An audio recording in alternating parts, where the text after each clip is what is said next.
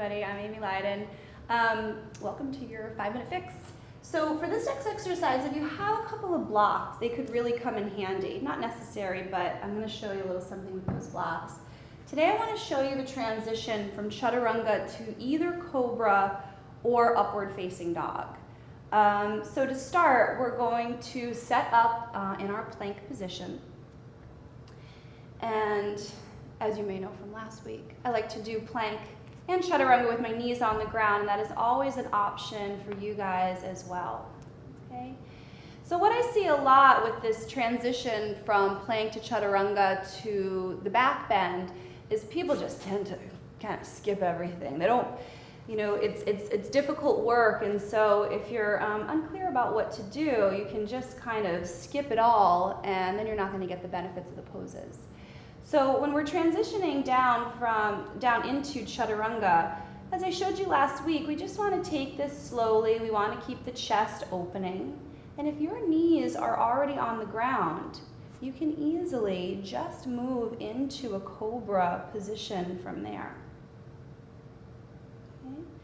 You can lay down on your belly. And feel free to readjust where your hands are and find that Cobra again. Okay.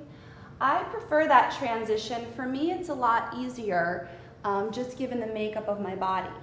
Some people like to do the transition from Chaturanga to upward facing dog, and if you're an Ashtangi or like your vinyasa classes, then you're probably one of those people.